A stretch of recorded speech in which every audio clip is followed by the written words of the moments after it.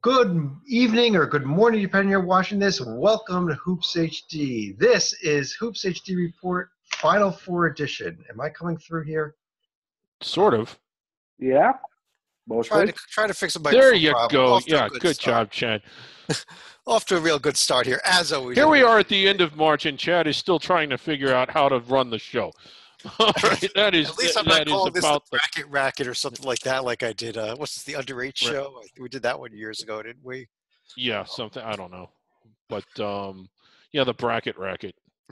I'm Chad Sherwood. We got Rocco Miller, Matt Zukowski, John Teitel, David Griggs with me. John Stalika may jump in at some point here. He was running a little late this evening. But we got a lot to talk about. Starting with the NCAA tournament. It's been a few days since we've actually seen NCAA tournament games, but we have the Final Four coming up starting Saturday. And why don't we just start right on off by putting the brackets up on the screen? How does that sound? And there it is, I hope, if I did things right. Who knows? It's on there. And let's start things off right in the South region, which was the region of insanity. And John T., let me bring you right in here on this and what happened in the South with Kansas State beating Kentucky, then Loyola Chicago, Sister Jean in the Final Four, 11 seed. I know you had it in your bracket, so tell us your thoughts about what we saw. I wish I'd known about Sister Jean because picking against God is never a good idea, especially in the NCAA tournament. She led her team to a bunch of 3 in a row amazing wins. Dante Ingram with the 3 at the buzzer to beat Miami by 2. Clayton Custer with the fadeaway J in the final seconds to beat Tennessee by 1. And then Marcus Towns with the 3 in the final seconds to beat Nevada by 1. And they destroyed Kansas State, which makes no sense after all the close games. One of the hottest teams in the nation. Obviously, all 4 of the teams that make the Final Four are pretty hot. This team has won 21 of 22 with only a 2-point loss at Bradley in January, standing between them and months, plural, of perfection. The thing is, I don't know what to make of them because this is the region of upset. So they've only had to play one top 5 seed, not just in the past month, but all season. Tennessee, by far, is the best team they've played, and they beat them. They've balanced scoring, 5 different guys scoring in double figures. They make shots. They don't allow a lot of points to the opposition, top 5 in both of those. They have a chance to win, but I don't know what they're going to do when they face another top 5 seed like Michigan. They did win at Florida. Now, I know Florida is not as good as Tennessee, but the fact that it was on Florida's court, I think, says something. And, that's the same floor that Kentucky was blown off of. So they were pretty good, but it is a little bit historic. We've seen 11 seeds get this far before. We saw it last year, actually, Xavier getting in there as an 11 seed. But this is the first time – what's Elite 8? Yeah, I'm sorry. We've seen 11 seeds in the Elite 8 in the Final Four, but this is the first time. Thanks for my thinking was correct. My speech was not. This is the first time a team that was outside the bubble had ever reached the Elite 8 and now the Final Four.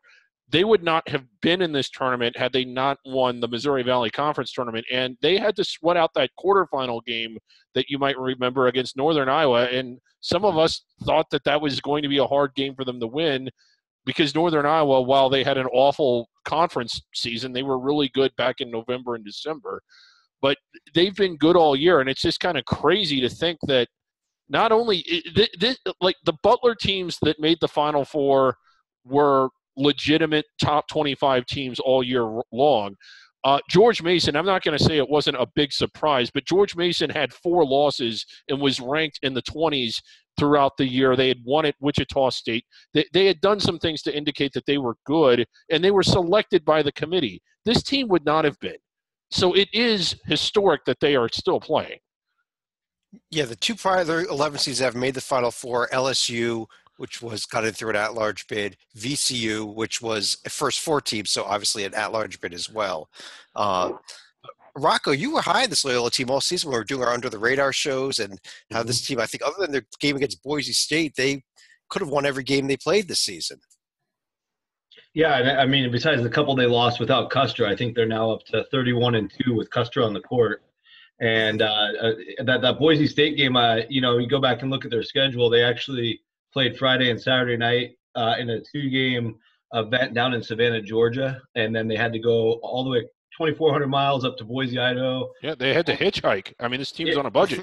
Yeah, Out there exactly, thumb and right. run. Exactly. So I give them a pass for that blowout loss to Boise. I mean, that's a real tough task to ask a team that only plays 7 players really, and going on that long trip. But yeah, and then throughout the year, they've just done it, and it's well publicized and documented at this point. But they do it with really great team defense. They rotate. They don't have a deep bench, so they need to switch off the ball. They can't just stick to a standard man-to-man and sub in and out. The key to the team, I think, especially coming up against Michigan, is the big man, Krutwig. He, if he stays out of foul trouble, they need him in there to deal with Michigan's size. But they had the same obstacle with Miami, and they trailed a lot of that game. They ended up pulling it out at the end. And then they've been able to match up very well against Nevada and Kansas State just based on their personnel. So they got a great draw in those 2 rounds. But this team, they're going to be in there till the end of the game, and all they need is a little bit more magic at the end, and they can win another one, I think. Yeah, Matt, I think you're in the Chicago area, correct? Yeah. I mean, what is the most like there for the historically with a national championship back in the '60s as well, the best team in Chicago all time? Oh, yeah. Right. Hey, that's how Chicago, we know how to bandwagon on teams, and Chicago is all aboard the Loyola bandwagon. I think, if a sports reporter or whatever is not with either the Cubs or White Sox right now on opening day, they're covering Loyola. And I think it's because, at least this is a good story that's catching on in that under-the-radar program, but with some history. And that I think it's going to be a tough game against Michigan because it's the first time they've played against a team that executes as well as them on both ends. And I think Michigan definitely has the better athletes, better personnel. So I think this might be some trouble for Loyola. Tell you what, let's head over to the West region, which was won by Michigan. I believe that Slika has joined us. Slika, are you here? I am here, but suffering technical difficulties. All right.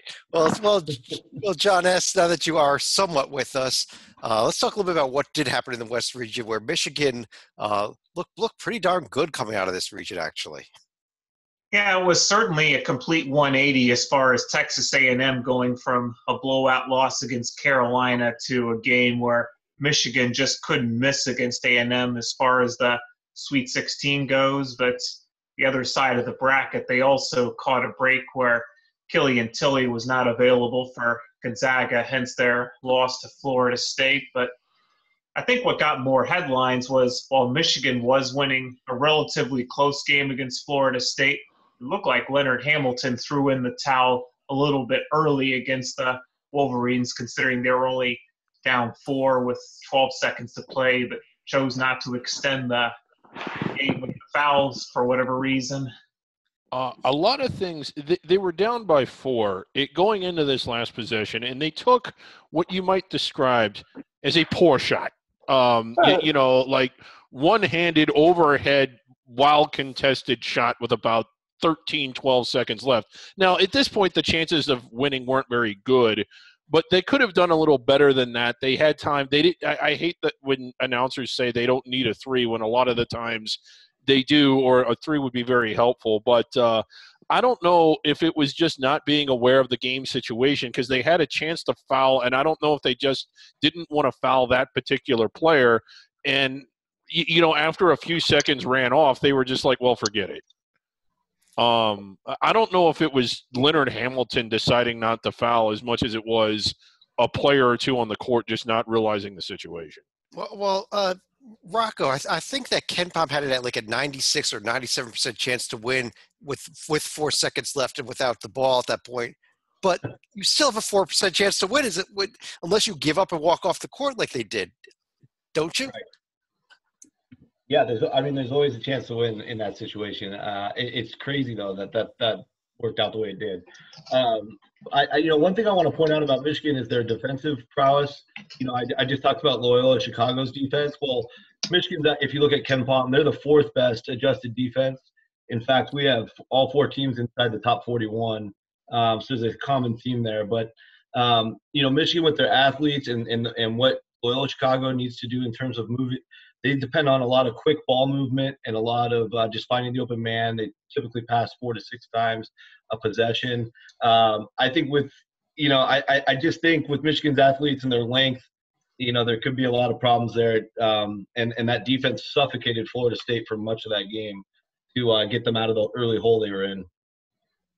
Well, and Titel, Michigan now in the Final Four, having beaten a 14, got a miracle win against a 6, beat a 7, beat a 9, and now they get an 11. Talk about having the bracket fall your way right to the national championship game potentially here. If there's anybody who's had as favorable a road to hoe as the Ramblers, it is the Wolverines. I still don't understand how Jordan Poole made the miracle buzzer beater. Yeah, Houston. I mean, it's gonna live on in history if they can win it all, because they would not get the title without that shot. But they destroyed Texas A&M. They beat Florida State despite having a horrible shooting night, 4 of 22 from behind the arc. They only lose to good teams. 7 losses this year. Each of them were top 100 teams. They've won 13 in a row. They could still reach the title game without playing a top 5 seed because everybody got knocked off ahead of them. And like Rocco said, the defense, amazing. 63 points allowed, number 8 in the nation.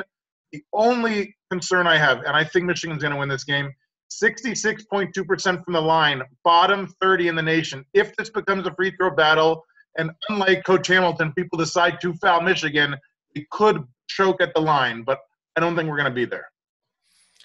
Well, let's turn over to the half of the bracket where sanity did reign. Although, I gotta get back on the screen there. There we go. Matt, I know you picked Kansas to lose in the first round. Instead, they're in the Final Four. But so I got to call on you for this one. Oh yeah, no, I can't believe this Kansas team made the Final Four. And hey, especially the Duke game, I'll give credit. Like Svi Mikhailiuk, I don't know where that guy's been his career, but he looked like one of those Marquette forwards battling of like the Lazar Hayward, Jimmy Butler type, Jay Crowders, battling his rear off against Wendell Carter and like out rebounding him, being tougher on the inside. And man, they somehow beat Duke, even though Duke will have 4 guys drafted probably before Kansas has one.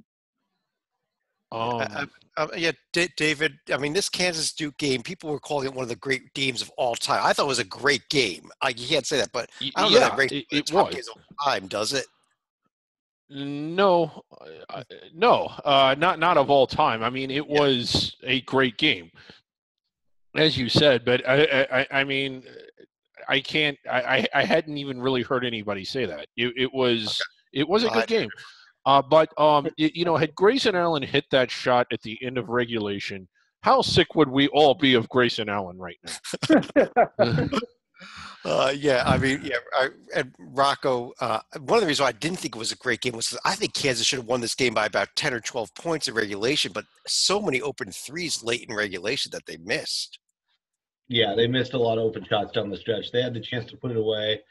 And these are 2 teams too, that I feel like, the NCAA probably would have loved to either have one or the other. So it was kind of nice to see them go up against each other, just because I feel like when either of these teams play pretty much anybody else besides maybe Syracuse or North Carolina, and of course Duke never plays North Carolina in the tournament, that you actually get to see a pretty well-balanced officiated game, and maybe I'm the only one who notices that, but it was cool to just see them go at it the whole day and then go to overtime. And Grayson, of course, we don't have to hear about him now. So congrats to Kansas. They got the win close to home, and now they have a real tough test. Yeah, Titel, I mean, how do you like this Kansas team if they keep playing like the way they did in these 2 games? Is this a team that you think cuts down the nets at the end of the day?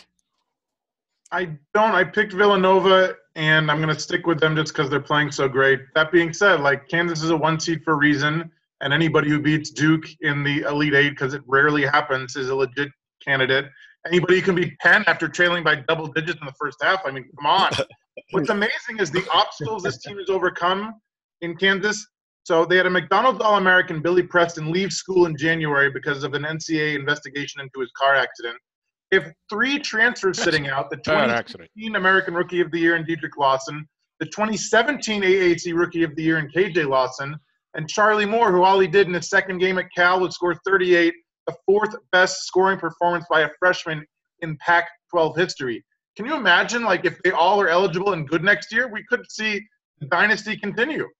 I think from a historical footnote, that's only the second time I remember Duke actually losing a regional final, because the first one was in 1998 when Kentucky came back from I think it was a 16-point deficit, beat Duke to advance to the Final Four and ended up winning the title that year.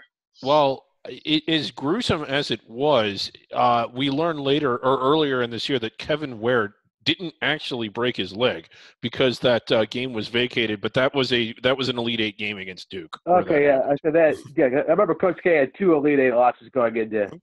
No, that never happened. It never happened. Duke didn't lose that game because it was never played.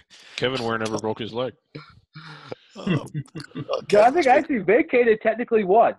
Vacated the event, passed him in the bracket. No, that's a forfeit. They don't.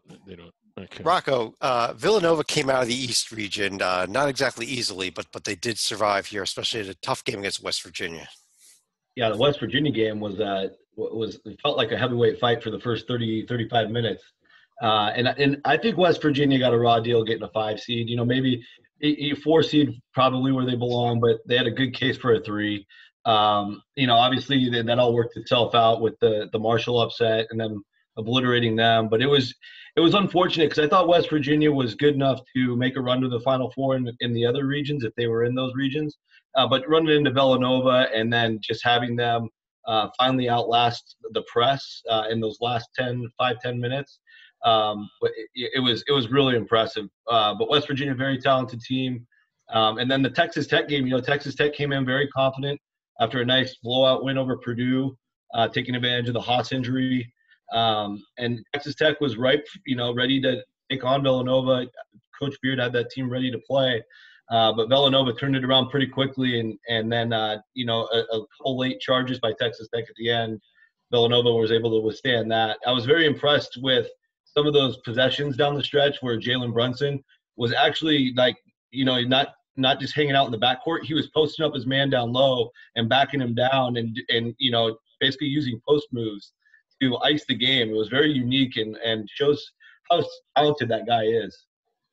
Yeah, Matt, I was unbelievably impressed of all the teams. Of the 4 teams, I think Villanova by far the most impressive this past weekend.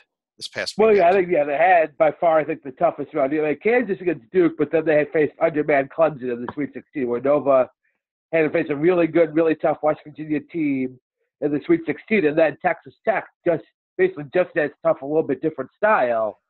And that to beat both of those, survive against Texas Tech, they couldn't hit a shot for the life for them. They still win by 12 points. So yeah, this definitely the team to beat here. I guess put it this way, you could probably mark Kansas down for a win now because I think I'm predicting Nova by double digits in that game. But I just went to Texas Tech. They'd never gotten this far in their history. They weren't expected to be nearly as good as they were in a 10-team league. They were, I think, picked 7th or 8th. Weren't even expected to be in the tournament. They got off to a roaring start. They ran into injuries. They took a team in the West Virginia in the latter part of the season where 3 starters didn't even travel, I think. And I don't ever think that Texas Tech got the national notoriety that they really deserve. I mean, as good as they were and as high in the rankings as they got, they were still kind of not in the spotlight, even all the way to the Elite Eight. But it was one of the most impressive coaching jobs and turnarounds of the entire season, if not the most impressive. So I just wanted to give them a shout out, even though they didn't make the Final Four. Yeah, and Tony Bennett for being the first 1 seed ever to lose to a 16 won the AP Coach of the Year award today, while Chris Beard did not. So yeah. But Titel, we have our Final Four now: Loyola versus Michigan, Villanova versus Kansas. You already told us Villanova is going to win it all, but what do you see happening in these 3 games that we have left here? As much as I hate going against Sister Jean, I got Michigan coming out of the left side, and as good as Kansas is, and Bill Self, great coach, Devontae Graham, one of the best players in the nation, 5 starters who can go against anybody in the country. Villanova, without any seniors of note, are just ripping through the postseason. 3 Big East tourney wins and 4 NCAA tourney wins by double digits, 7 in a row. I don't think they're going to be Kansas by double digits, but I think they're going to make it 8 wins in a row over Kansas and 9 wins in a row on April 2nd to beat Michigan in the title game. Well, Does I think anyone I read else? earlier also about this Villanova team that over the last 4 years they've now set an NCAA record for the most wins for any team ever over a 4-year stretch. I don't have that exact figure, but that's how impressive they've been recently. Well, again, thanks to the NCAA record books, that actually would have been Memphis under Calipari, but vacated once again wins the day. Right.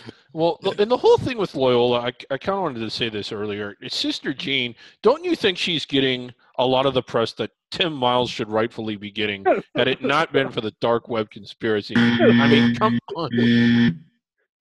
Well, hey, Nebraska probably belongs to the Missouri Valley. What the hell is that supposed?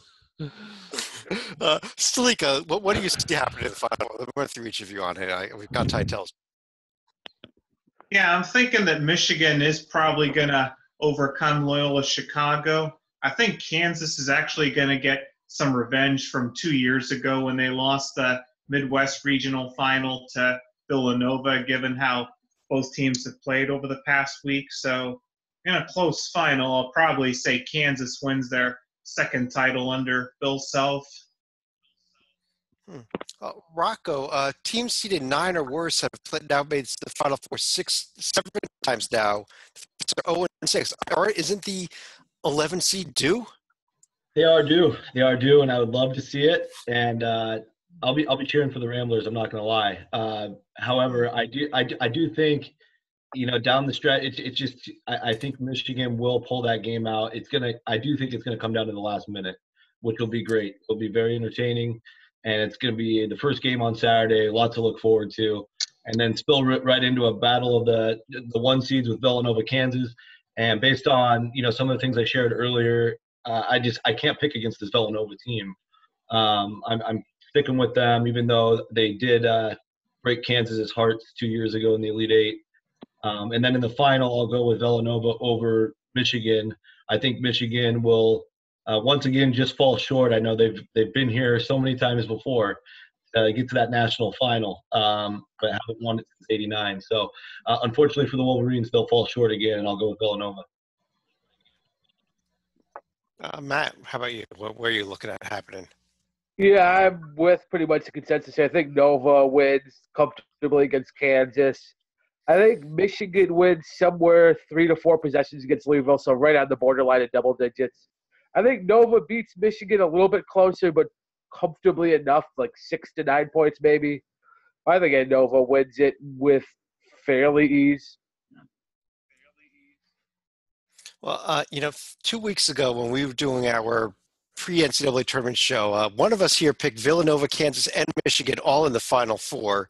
I had Kentucky as my 4th team and had Villanova winning it. So my brackets actually look great, despite all the chaos we've seen. But David, what about you? Could you do something other than Villanova over Michigan, which is where I'm at also?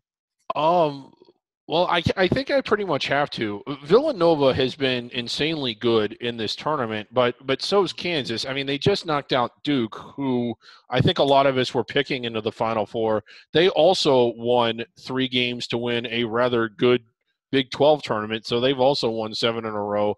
They're kind of on the same trajectory that Villanova is on, and they've overcome a lot. Now, if Villanova comes out and their shots are struggling, they sort of live and die by the 3. I think Kansas can beat them, and I think that Michigan once again loses in the championship game.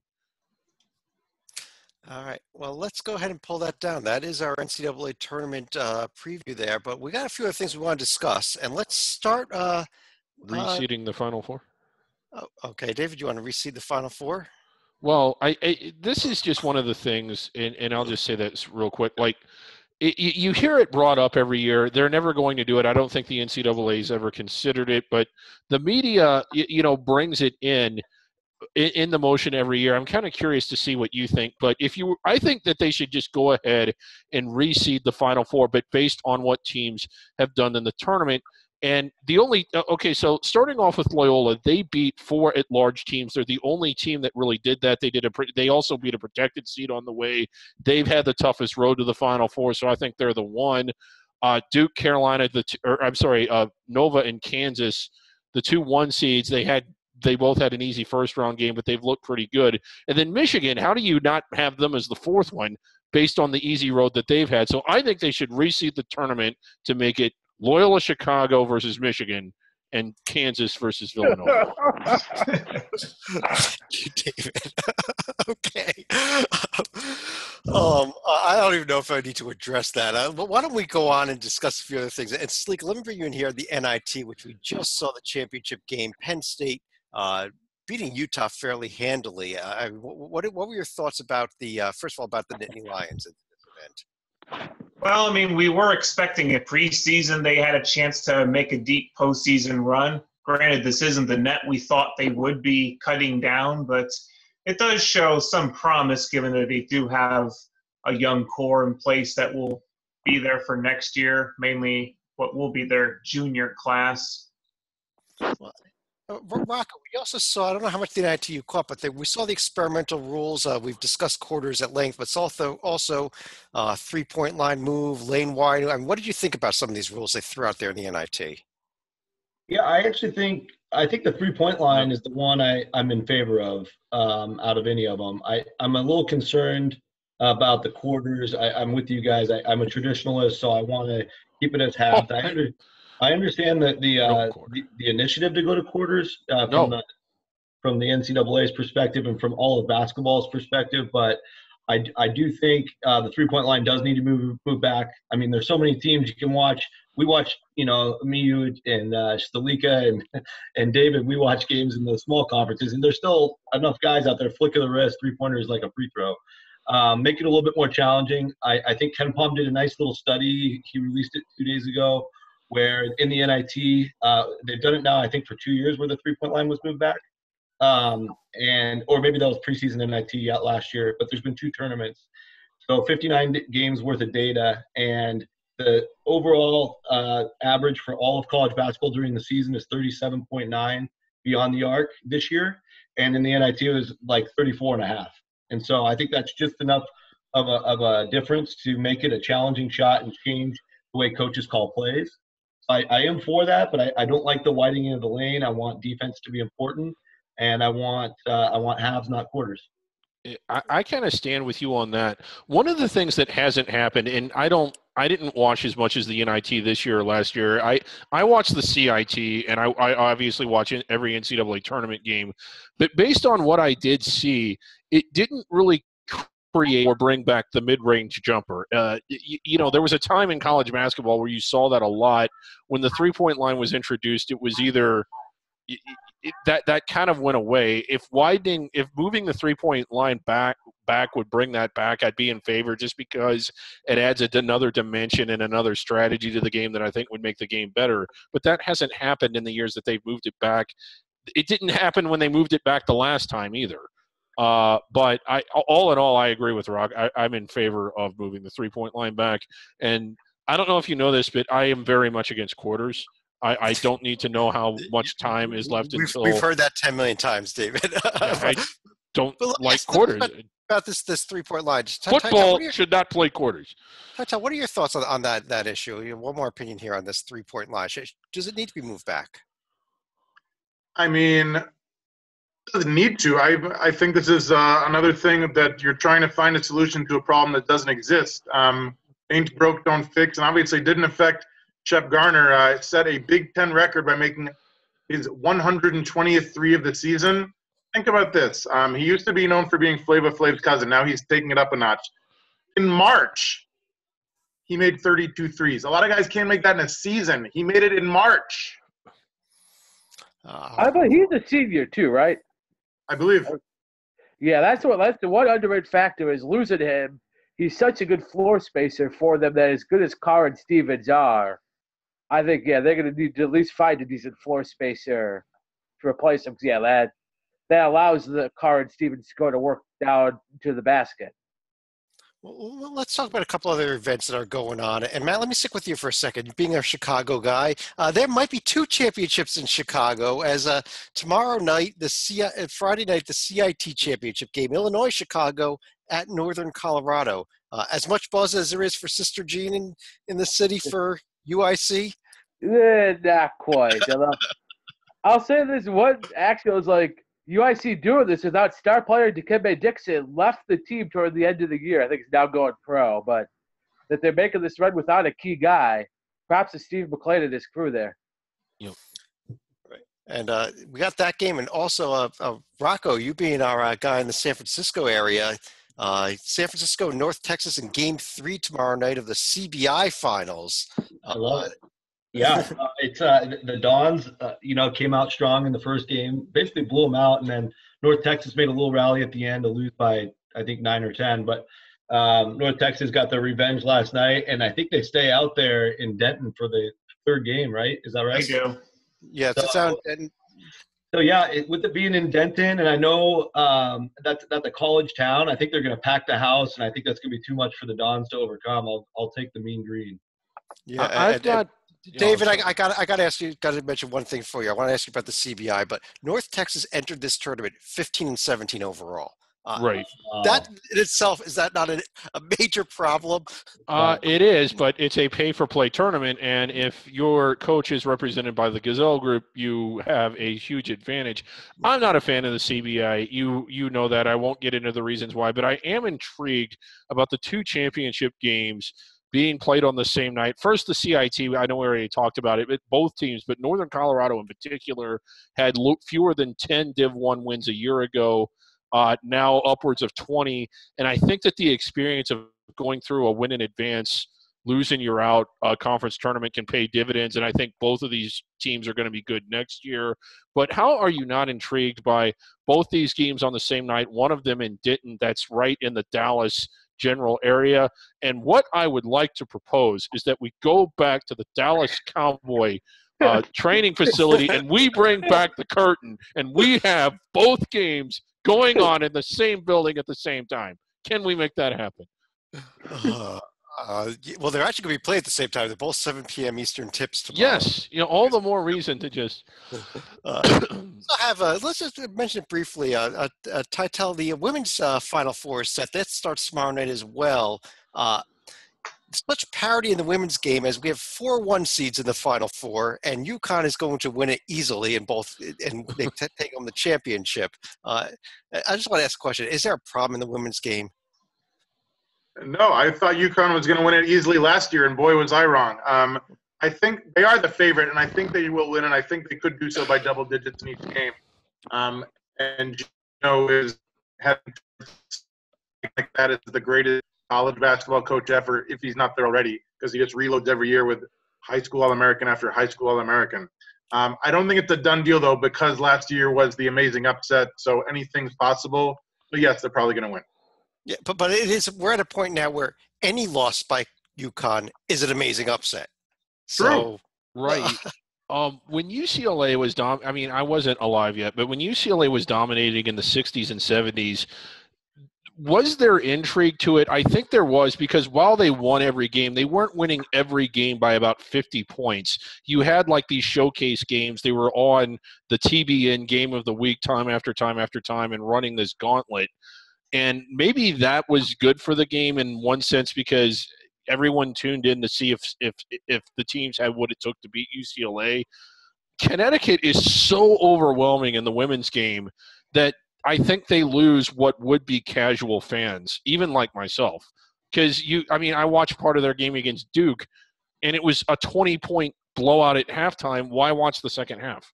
Yeah, I've got no interest in turning to see them play another 1 seed tomorrow night, because I know that Notre Dame's not even going to keep the game close with them. Yeah, and it's congratulations to them. All the credit in the world. It's not their fault. If it was so easy to do, then why isn't anybody else doing it? They should do absolutely nothing to change anything about what they're doing. But is it a situation or a problem or an issue, as you say, with the women's game that kind of hurts it holistically? I don't know. I'm curious to see. Yeah. Let's move on to one other subject, though, and that is a new event that's starting tomorrow night. It's going to run Thursday. It's going to run Friday, Saturday, and Sunday. Is the 3x3U tournament. Just a setup for this tournament. It is only seniors who have exhausted their eligibility. Therefore, there's money involved. Each win by a team is going to give $1,000 to that team. Winning the championship will give $50,000 to be split among the team. The teams mostly are 4 players each. A few teams only to give you 3 players plus a sub, but some teams are having a 4th player. I believe the rules are it is up to a 10-minute game, first team to 21 wins, or the leader after 10 minutes. Regular shots are worth 1 point, 3-pointers are worth 2. Tytel, I know you did post an interview with one of the selection committee members. Did I cover that correctly? Yes, there's like 10 other rules, but I think that you got the biggies. I talked to Matt Santangelo, former Gonzaga star, now executive director of the Spokane Hoop Fest Association, the world's largest 3-on-3 tournament, getting 6,000 teams a year, which seems impossible, but he does.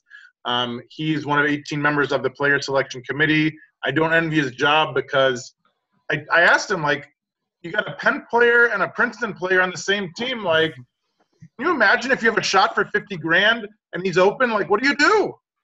You pass it to him. Let me go ahead. I can pulling up on the screen here. I've actually got it's up on our website. I think there's links to it in all the most recent articles. But these are the pools and the players that are going to be on these teams. I'm going to take a quick look at these actually. And Rocco, there's Pool 1, which what we have is 7 4-team and 1 3-team pools, and the winner of each of these pools, which will play round robin against each other, will each advance to the quarterfinals, which will be then a bracketed format from the quarters, semis. I think it's a best of 3 final round. But Pool 1, the big team there is that Big 12 team. But does that blow you away versus those other 3 teams there? No, not necessarily. I think the Colonial team is pretty strong as well. It is. Yeah, my biggest concern is, if you watch the Charleston-Auburn game, Chaley, he was a little banged up with the knee.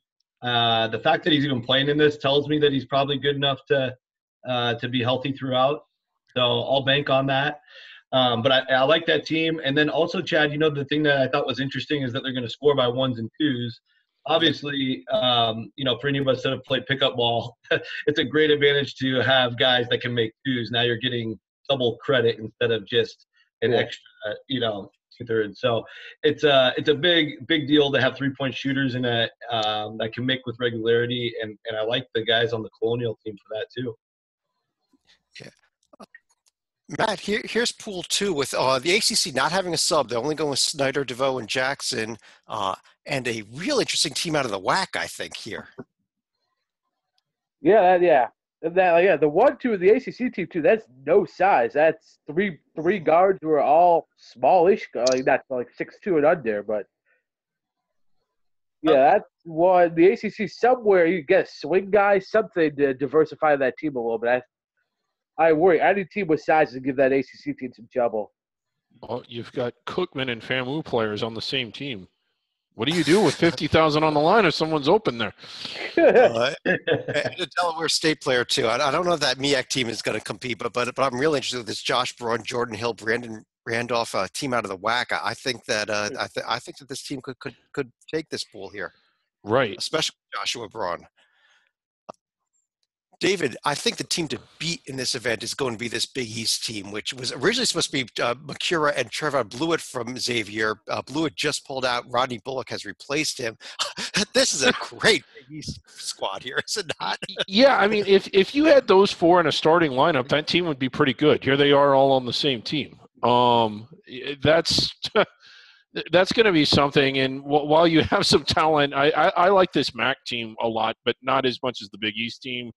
They might just kind of blow through this. Now, what is it? You play a round robin group of 3, and then they have a champion come out of that, and then it's a knockout round of the 8 teams. Then it's a knockout round of 8 teams, and then 2 semifinals, and then a best of 3 final between the final 2 teams. The knockout round will be on Sunday. The round robins will be Friday and Saturday. Those will all be streamed on Twitter, by the way. The final round, 2 rounds, will be on ESPN2, I believe. But as we'll get into a little bit later, there's going to be some pools that are a little shorthanded because not every conference submitted a roster. Yeah, but Tytel, here's pool number 4, where SEC team is supposed to be the big team, but I think we got a very interesting Northeast Conference team in it.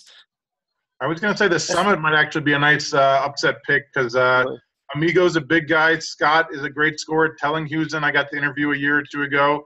That being said, when I asked Santangelo about it, he thought that You can't just dump the ball inside to a big man or just have 3-point shooters. You need a mix of each. If I look at the SEC team, like, give it to Yante Maiden and let him score inside. Nobody's going to stop him. Yeah, but Rocco, Joel Fernandez, Junior Robinson, JoJo Cooper. I think that's gonna be a fun NEC team. Even if they can't win games, it's fun to watch these guys. It always is. I agree, Chad, and I think with the money element too. I mean, guys like Mateen and Robertson on the SEC, sure, they're much more talented and they could probably do what they want. But where's the motivation gonna be compared to some of these guys that may never, play again? They'll go take jobs after this. So that element, I think, could really, move the needle enough to get a few more upsets. Yeah, I don't think any of these guys playing this are playing professionally somewhere, though, at least for a few years, Rocco. You think so? Even on the top, any league, you're making money somewhere. All right. Yeah. Giddy Potts. Yeah, Matt, let me stick with you here. It's that pool 5 with a fun, interesting Big Ten team with Jay Sean Tate, Robert Johnson, Nate Mason there, but and Conference USA team, which is Giddy Potts and 2 guys from Florida Atlantic. Yeah. Ideally, it's just Southern team. I remember we had Howland's a real nice player in Mercer. Mm-hmm.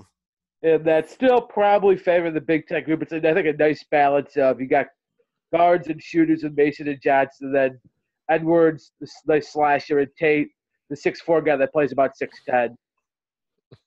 Yeah, the guy like Tate could just take over a game, and and with 3-on-3, one guy could win the game for you, can't he? Yeah.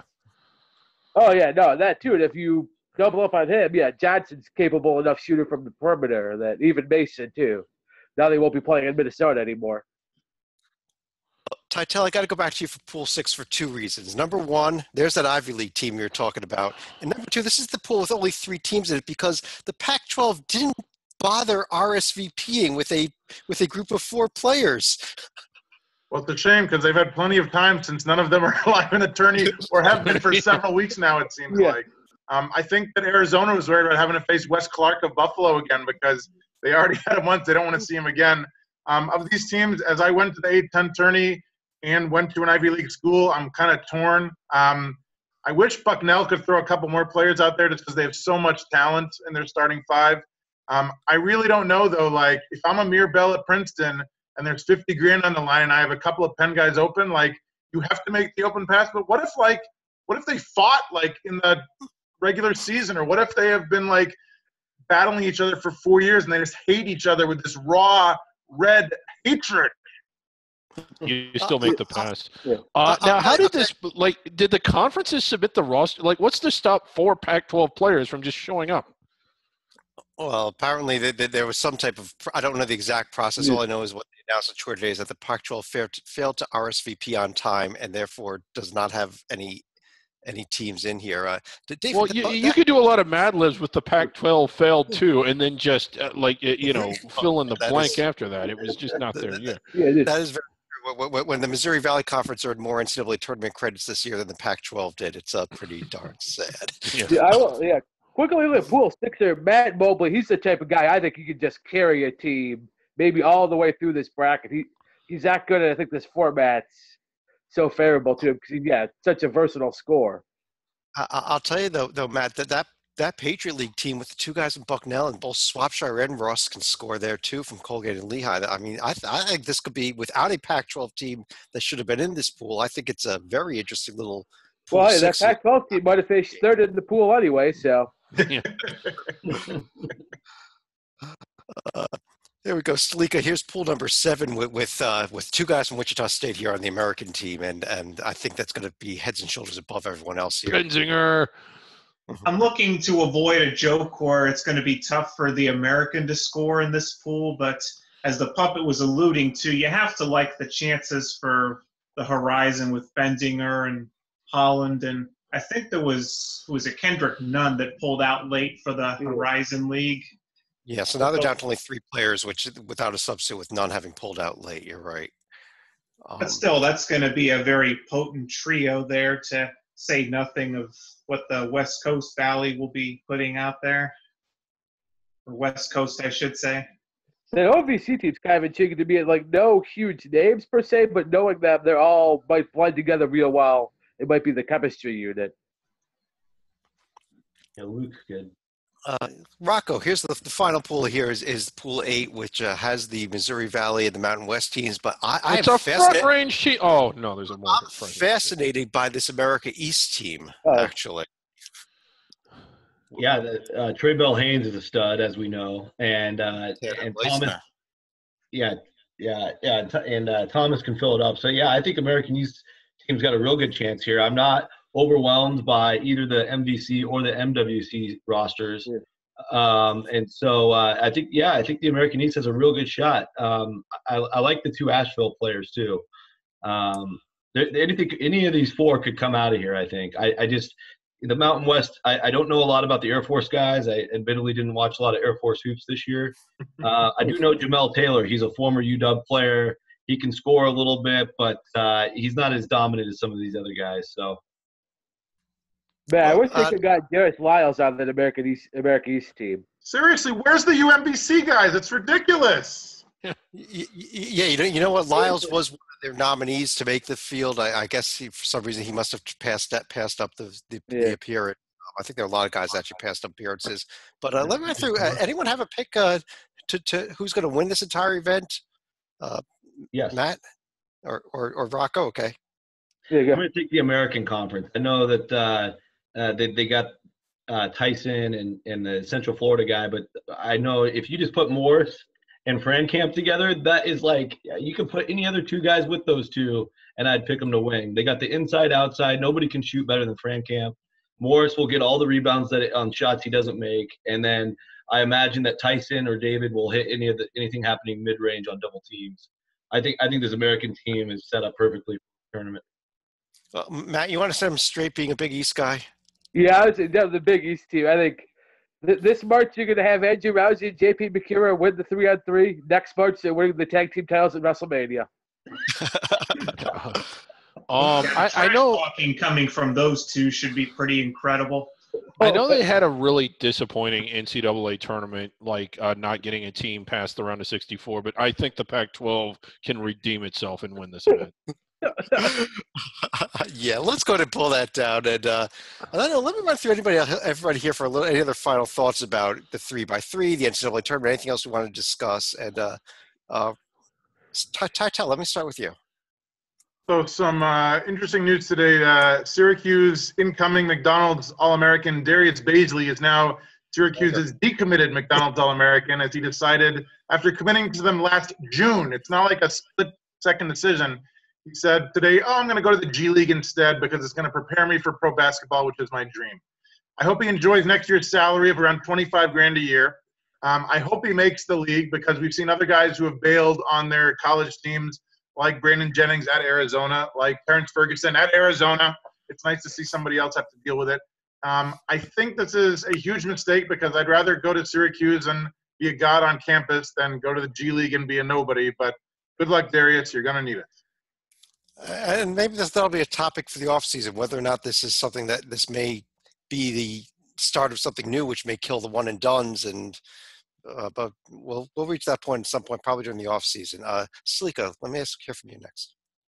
Yeah, I wasn't here early to discuss some of the coaching changes, but needless to say, I'm going to have to weigh in with Chris Mack moving down. We didn't discuss them, so take it away. Yeah, with Chris Mack officially moving down South 71 to Louisville, we're going to see how Louisville is going to perform, considering they'll have not an NCAA investigation right now, but at least the cloud of it with the FBI investigation still ongoing. But at the same time, Xavier is also going to have a plum job themselves to offer, and we're going to see just what kind of plan Greg Christopher had when he became AD at Xavier back in 2013 when Mike Babinski left, because during those interviews when they were interviewing candidates, I'm sure they were going to be saying, what's your plan going to be if and when Chris Mack does leave? And we'll see what the state of the program is going forward, because so far I think there was a graduate transfer from Dartmouth and Evan Boudreau who decommitted and ended up committing to Purdue. So we'll see in the next couple of weeks just what the dominoes will be from this coaching change, as well as Danny Hurley from UConn that we already learned about last week. Well, Frank Haith is available. That's all I got to say. Matt, your thoughts? Don't worry, I will be continuing this, and I'm going all in on Chris Mack, and not necessarily personally, because even though I'm obviously the Big East guy here, I just think it's a grave career risk and probably will end up being a mistake. I think he's thinking he's going to the Louisville, the whatever, shiny program, all the Final Fours under Pitino, and that. But, man, that is a program is a mess. And not to say only basketball program, athletics in general with Tom Jurich. That was kind of like a shell game he built all there. All the money that I don't think all these guys he recruited will be donating as much. Like in the academic side, no president. The board's a mess. Yeah, the Kentucky governor to their own board. I'm thinking why I think he has a shiny view of the Louisville job. His wife is from there, but why risk you had a top 20, 15-20 thing going at Xavier? Why risk that for what Louisville could easily be a mess, and it's a mess not even including basketball. So I get why he did it, but really, if you thought about it, I don't get why he did it. And I think someone needed to knock his head off the clouds. It probably wasn't in one of his coaching friends or someone, not someone with Xavier or Louisville. But yeah, this I think is going to be a grave mistake for Chris Mack. Well, I think it's going to come down to personally. I think it's going to come down to how quickly he can, and because it's going to take a couple of years, and kind of gives him the blank slate to rebuild on one hand, but how much patience does Louisville have for him? Because it's going to take time, and a day where we're seeing coaches after 1 or 2 years getting fired from their jobs these days, which I think is absolutely wrong. But Rocco, let me turn to you. Yeah, I'm mainly just trying to focus on these 3 games coming up, the 2 Saturday and the 1 Monday, because as we all get to this time of year, it kind of gets a little depressing. We've been watching and following all these games and all these teams for 5 months straight. Now all of a sudden it's over, so it's a tough pill to swallow after Monday's over. It's already been tough now with only 4 teams left. And then I do want to say that I'm anticipating fully next month with the board of directors and the commission on college basketball meetings beginning in April. I just think I can't say I'm expecting a ton to come out of that, but I'm really hoping that some of the changes that are proposed, get instilled before next year, so we can start cleaning up the sport. So we'll have to, we'll all be on the email thread and all that. So looking forward to seeing what comes of that. Yeah, and we'll be doing off-season podcasts as well. I think we do about once per month in which we can discuss some of the things that come out of it. But David, I know you had a little bit of news for us to finish the show off. Yes, well, the sideline reporting throughout the season, I normally don't pay attention to the press conferences. And believe it or not, I don't really follow the media, read articles, or follow that at all. I watch games and I talk to you all. But during the tournament, you can't help but kind of notice some of it. And some of the sideline reporting and press conference questions have been utterly atrocious, just stupidly bad. To ask Loyola, how did a little school from Chicago get to the Final Four? I so wish the guy would have just said, well, we won in the Elite Eight or something like that. And then you saw what happened with Leonard Hamilton blowing up about what, to be honest, it wasn't a bad question at all, but it was a standard question. It was like what you would expect a reporter to ask. Why was everyone high-fiving this person as if it was the most insightful question ever as to how she handled it? So what I've done, would you like to see them? I have put together a list of questions that I think reporters should be asking, and I'd like to share those right now, if that's okay. Can we get those on the screen? I believe here we go. Okay, there you go. Do you see the – okay, here we go. First question. This is for Tony Bennett. Coach, you just lost to a 16 seed. Tell me, do you wish you would have won? That's – okay, that's the first one. Here we go. Who's next? Oh, this one's for Bruce Pearl. Coach, do you think things would have been easier had the other team's coach been arrested by the FBI instead? Again, these are good questions that reporters are asking. Who's next? Oh, here's one from Mick Cronin. This is a big game, but Kansas and Missouri would be bigger. What are your thoughts on that series coming back? Nobody asked that. Why didn't anyone ask that during the tournament after they had lost to Nevada? Here's one for John Calipari. Tim Miles would have won this game. what do you need to do to be as good as he is? Like, no one asks questions like that. Why don't they ask questions like that? And then I think there's just one more. Is it just one? Oh, yeah. Coach, I've just heard the other team got free chili after their win. Does that add to your disappointment? Because, we're giving away free chili here. But you just, again. This is why David Griggs is not a sideline reporter, clearly.